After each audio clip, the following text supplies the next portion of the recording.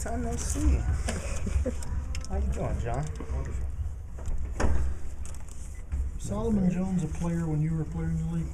Do you remember playing against him? He's been in the league 8 years now.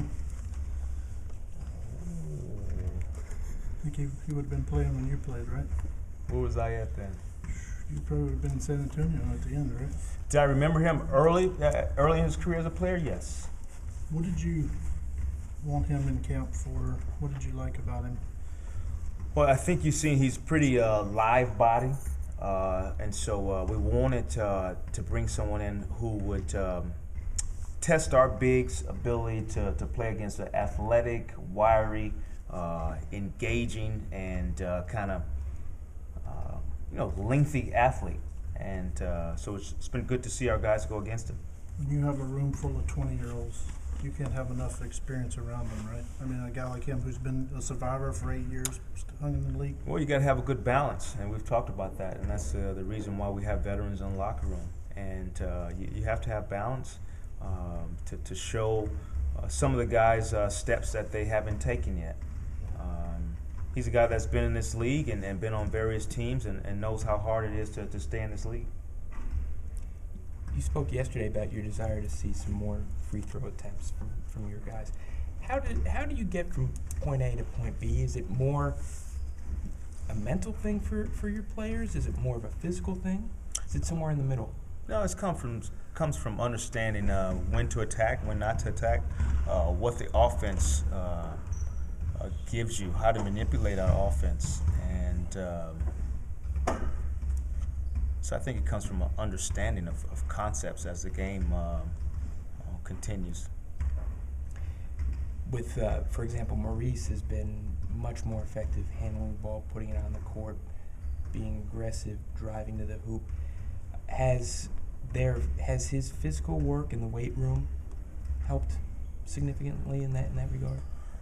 I think athletes overall, when you physically feel good, kind of coincides with how you mentally approach the game. When you are in shape and you've put in the work to put yourself in a position to have success, you should want success. You should demand it. And the guys that work this off season on their bodies should look to reap benefits on the floor. You've also spoken a little bit about wanting to see your players defend without fouling. I think opponents now are averaging 30.1 free throw attempts per game. How do you evaluate that in the sense that this is the preseason? Preseason is meant to prepare you for the regular season, not to win a preseason game. Where are those? Do you take those numbers then with a grain of salt? First time I'm hearing those numbers from you. So I think I have not put an extreme emphasis on the fouls that we committed. Have I noted that we need to play smarter, and when we do foul. I don't like continuation and ones, and so for us to be able to decipher when you're going to foul hard, when you're going to come over and take a charge. Is it a good time to foul? Have we designated a guy that we want to foul? So are you in tune with the game plan?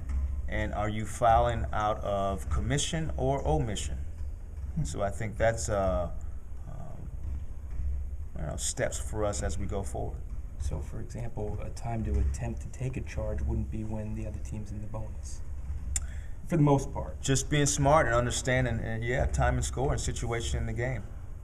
You mentioned you want your point guards to know when the other team's in the bonus or close to attack, to call a play like that, right? That's just a part of being a in-tune basketball player. Mm-hmm. And I think our guys have gotten better at that.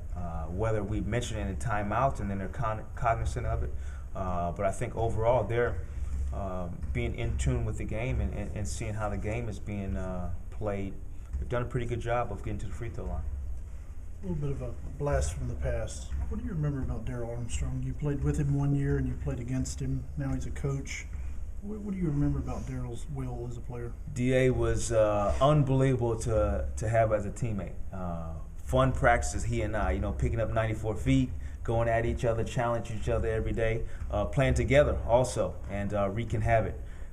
Great teammate in the locker room, full of energy, really got everyone excited about playing. Minus, the coffee before the game and halftime and the chocolate and the 6 packs of sugar. Genuinely a wonderful guy. I still talk to him and say hello every time I get a chance to see him in Dallas. Really good teammate. Are you surprised he went into coaching? He's always kind of a motivator. No, not surprised at all. He was a guy that really had great communication skills with every player. And so at the time, whether it was our best player at the time, which was Tracy, he could communicate to, or whether it was the rookie that year of Gerald Sasser, being able to communicate with him. And so he had a great way of getting to guys and pushing them, whether he was shooting after practice with them, playing games with them, shooting games, having fun and joking with them on the plane. He was really fun to be around. Did you see any correlation between Saturday's practice and yesterday's game as far as the intensity that the team brought? Well, I think there was some carryover. The fact that we had a very physical and aggressive practice, very competitive practice, and that's what you want to see. You can beat up on each other every single day, and let's beat up on someone else when we get a chance to. And so I think the guys appreciated having the chance to compete against another team and kind of carrying over that physicality that we had at practice. You're still close with a lot of those guys in San Antonio. Did you feel their pain with how excruciating that finals loss was? Did you reach out to any of those guys over the summer? I have talked to those guys in a timely fashion, let's say it that way. Those guys helped me be the person that I am today. In a lot of different ways, and the coach that I am today. So they put in a lot of work to get to that position, and just tells you about sports and how basketball is, and you got to play until the horn sounds, kind of thing. And heck of a year for them, though. Heck of a year.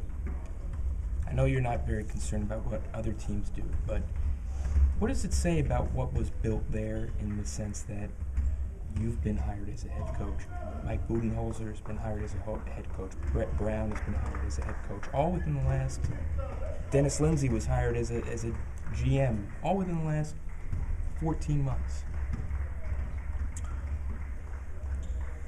I'm not sure what it says. I think we were extremely fortunate, blessed to have the opportunity. I think overall it's an organization that speaks volume of the people they bring in.